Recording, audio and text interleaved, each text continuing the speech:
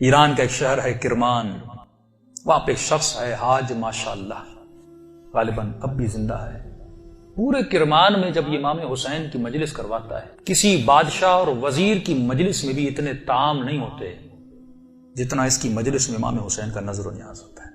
ہمارے ایران کے استاد کہتے ہیں کہ جب میں ان سے ملنے گیا اور اسی نیت سے ملنے گیا کہ پوچھوں تو صحیح آپ کے پاس اتنا پیسہ آتا کہاں سے کہ آپ امام حسین کے اتنے سفرے اور اتنے طعام لگاتے ہیں۔ جب ملنے گیا تو کہا کہ ایک بوڑھا سا تھا 70 ایئرز کا، چہرے پہ عجیب نورانیت تھی، اور بیٹھا اور مجھے کہنے لگے کہ آج تک حسین کی میں نے جب بھی نیاز کیا میں نے جیب سے ایک پائی نہیں لگائی، مجھے نہیں پتا یہ کہاں سے آتا ہے، کون دے کر جاتا ہے، کہ پھر بھی یہ کیسے ہوا؟ میں نے آپ کے بارے میں بڑی چیزیں سنی۔ اس نے کہا کہ آج سے تقریباً 50 سال پہلے میرا کام تھا نجاری کا، جو لکڑیاں بناتے ہیں نا، لکڑی کا کام کرتا تھا، اور میری بڑی الفت تھی، محبت تھی امام حسین سے، میری زندگی عشق حسین کے محور میں گھومتی تھی۔ میں لکڑی کا کام تو کرتا تھا لیکن میں بڑی محنت کر کے لکڑی کے ممبر بناتا تھا حسین کے لیے، مسجدوں کے لیے ممبر بناتا تھا، تعزیہ بناتا تھا، تابوت بناتا تھا، علم بناتا تھا، جس بھی مسجد کا کام ہو سب سے پہلے وہ کرتا تھا۔ پورا سال میری یہ روش تھی، مسجدوں میں ممبر دینا، تعزیہ دینا، حسین سے عشق تھا۔ اس کے ساتھ ساتھ تھوڑے تھوڑے ہاسپٹلز کے کام بھی کرتا تھا۔ ایک دن کام کرتے کرتے اچانک مجھے اپنی کڈنیز میں بہت تکلیف ہوئی، میں نے درد کو دیکھے اندیکھی کر دی، 2-3 ہفتے گزرے، تکلیف بڑھتی گئی، یہاں تک ایک دن اتنی تکلیف ہوئی میں بے ہوش ہو کے گر گیا۔ مجھے ہاسپٹل لے جایا گیا، ڈاکٹرز نے مجھ سے کہا کہ کب سے تکلیف ہے؟ میں نے کہا 2 ہفتے سے تکلیف پڑ گئی ہے۔ انہوں نے کہا جلدی جا کر اپنے یورین کے ٹیسٹ دو۔ جب یورین ٹیسٹ دینے گیا تو میرا یورین ہی نہیں آ رہا تھا۔ پھر ڈاکٹر نے ایک انجیکشن لگا، کہا آج کے بعد گھر چلا جا، نہ تجھے چلنا ہے نہ تجھے کام کرنا ہے، بس بستر پہ سیدھا ہو کے لیٹ جا۔ کہ جب گھر پہنچا، پہنچتے پہنچتے میرے پاؤں پھول گئے، اور کہتا ہے کہ مولانا اس دن کا سونا 4 سال تک میں اسی طرح بستر پہ سویا رہا، بدن پھول گیا، نہ ہاتھ ہلا سکتا ہوں نہ پاؤں ہلا سکتا ہوں، یہاں تک کہ میں نے آنکھوں سے دیکھنا بھی چھوڑ دیا، بس مجھے کانوں سے آوازیں سن پاتی تھی۔ جب اس تکلیف میں پہنچا نا، اپنے جتنے رشتہ دار تھے سب چھوڑ کے چلے گئے۔ ایک میری بوڑھی ماں تھی، لوگ میرے قریب نہیں آتے تھے کہ یہ بیمار ہے اس کے قریب نہیں جاؤ، لیکن میری بوڑھی ماں میری خدمت کرتی رہی۔ ماؤں کی قدر کرو جب تک زندہ ہے۔ کہ اس ماں نے میری خدمت ایسے کی جیسے میں بچہ تھا۔ کہ ایک دن مجھے یہ ہو گئے ہاسپٹل آنا جانا، بدن بہت پھول گیا، کھال بالکل نرم ہو گئی، کہ ہاسپٹل لے جایا گیا۔ ڈاکٹر نے جب مجھے پلٹا تو میری پیٹھ پہ کیڑے پڑ چکے تھے کیونکہ بدن نرم ہو چکا تھا۔ میری ماں ڈاکٹر کو کہتی تھی بیٹے کو پانی پلاؤں، کہتا تھا نہیں، بس چمچ کو گیلا کر کے اس کی زبان پہ رکھو۔ کہا 4 سال میں نے وہ پیاس چکھی جس کو سوچ کے میں حسین پہ روتا تھا۔ شدت پیاس میں نے بس دل میں نے حسین حسین حسین کو، اپنے آقا کو میں نے امید نہیں توڑی، حسن ظن تھا میرے آقا حسین پہ۔ کہ جب آخری دن ہاسپٹل میں گئے تو ڈاکٹر نے میری ماں کو کہا بس یہ چند دن کا مہمان ہے، اسے گھر لے جاؤ۔ یہ میں نے آواز سنی اور سنی تو میں رو پڑا۔ میں کہا امام حسین 4 سال سے آپ سے امید لگا کر بیٹھا، مولا کیا آپ کا عاشق اسی طرح مر جائے گا؟ دنیا کیا کہے گی حسین کے ممبر بناتا تھا اور حسین نے اسے شفا ہی نہیں دی۔ کہ میری ماں نے گھر کے سرداب میں لا کر مجھے سلا دیا۔ کہ وہ دن تھے محرم کے دن، پہلی محرم ہوئی، میری ماں نے جلدی جلدی گھر میں صفائی کرنا شروع کی اور نیچے آئی کہنے لگی میرے لال محرم شروع ہو گیا ہے، اب میں تجھے حسین کے حوالے کرتی ہوں، میں جاتی ہوں مجلس سننے۔ کہتا ماں یہ کہہ کر چلی گئی، اس سرداب میں سو رہا تھا، 4 محرم کی رات آئی، آج بھی اس کا گھر موجود ہے، سب کچھ ہے۔ 4 محرم کی رات آئی، میں نے دیکھا کھڑکی سے ایک پرندہ اندر آیا۔ کہتے تب تک کان کام کرتے تھے لیکن جیسے یہ پرندہ آیا میری آنکھوں نے دیکھنا شروع کیا، لیکن یہ عجیب کبوتر تھا جس کے 3 پر تھے، سفید تھا، سبز تھا اور لال پر تھا۔ میں نے زندگی میں ایسا کبوتر دنیا میں کہتا میں نے نہیں دیکھا، پنجے اس کے لال تھے۔ آیا اور آ کر میرے سرانے پہ بیٹھ گیا۔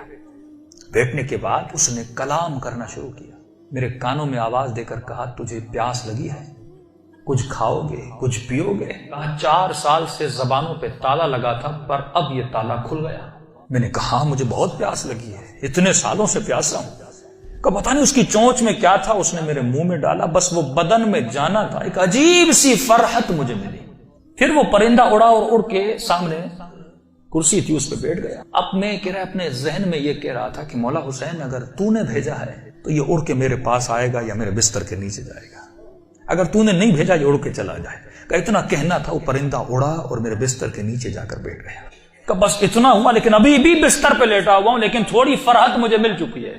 اب سوچ رہا ہوں یہ پرندہ کون ہے، کہاں سے آ رہا ہے۔ اتنے میں صبح ہوئی، میری ماں نیچے سرداب میں آئی اور اس کے ہاتھ میں رومال تھا۔ پہلے زمانے میں جب لوگ روتے تھے تو ایک رومال رکھتے تھے، کہ جلدی دوڑی آئی اور گیلا سا رومال تھا، اس نے اس رومال کو میرے اوپر نچوڑنا شروع کیا۔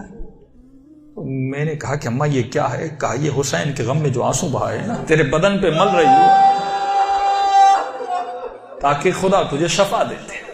کہ یہ کہہ کر میری ماں چلی گئی۔ جیسے جا رہی تھی میں نے کہا اماں اگر زحمت نہ ہو، ایک کبوتر ہے اس بستر کے نیچے، اگر زحمت نہ ہو اس کے لیے تھوڑا دانا اور پانی رکھ لو۔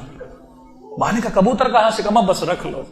کہ ماں آئی اور اس نے نیچے دانا رکھا، پانی رکھا، چلی گئی۔ کہتے غالباً 10 محرم کا دن ہوا، عاشورہ کا دن ہوا۔ میں نے کہا مولا حسین آپ کی عاشورہ بھی آ گئی، اب بھی مجھے شفا نہیں دو گے؟ کہا رو ہی رہا تھا کہ اچانک میرے کمرے کا دروازہ کھلا اور میں نے ایک نورانی شخص کو اندر آتے ہوئے دیکھا۔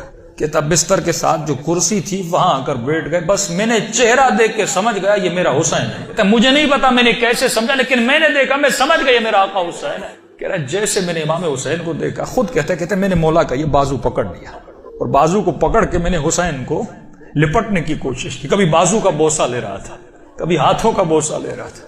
کہتا جب میں نے ہاتھ دیکھے نا تو مولا کی انگلیاں کٹی ہوئی تھی۔ میں نے کہا میں قربان جاؤں میرے آقا، 4 سال سے انتظار ہے، میری جان آپ پہ فدا مولا، اتنی دیر لگا دی اپنی زیارت کر۔ امام حسین نے اپنا ہاتھ میرے سر پہ پھیرنا شروع کیا۔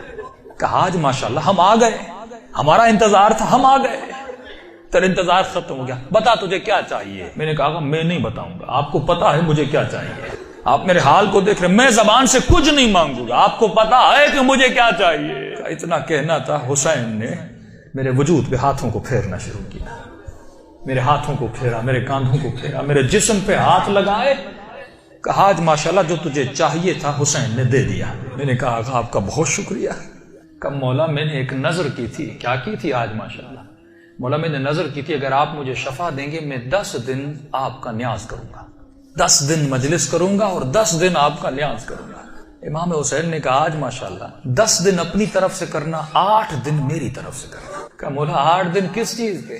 کہا آج ماشاءاللہ 10 دن تو حسین کے لیے کرے گا اور 8 دن میری طرف سے میری اماں زہرا کے لیے کرے گا۔ یہ کہہ کر حسین چلے گئے اور جب چلے تو میں رونے لگا۔ اتنے میں وہ پرندہ بستر کے نیچے سے نکلا اور اس نے پرواز کرنا شروع کی۔ کہتا مجھے نہیں پتا وہ پرندہ پڑھ کیا رہا تھا، حسین آواز میں کچھ کہہ رہا تھا۔ آواز سن کے میری ماں دوڑتی ہوئی نیچے آئی، اسی نیچے آئی، لیکن دہشت اتنی تھی اس آواز میں، میری ماں اندر نہیں آ رہی تھی، پیچھے سے کہہ رہی تھی ماشاءاللہ یہ کمرے میں آوازیں کیسی ہیں۔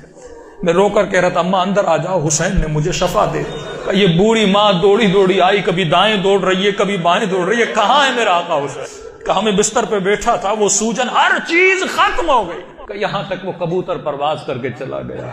یہ بوڑھی کبھی کرسی کے بوسے لے رہی ہے، کبھی بیٹوں کے ہاتھوں کو چوم رہی، یہاں میرے حسین کے ہاتھ لگے تھے۔ روتی ہوئی جب صحن میں آیا، ہمسایوں نے سمجھا یہ مر گیا ہے، دوڑے آئے کہ ماں رو رہی ہے، شاید بیٹا مر گیا، لیکن جب پہنچے کیا دیکھا، اسے حسین نے زندگی عطا کر دی تھی۔ عزیزو جب یقین ہو نا، یقین نہ ٹوٹے، جب اہل بیت پہ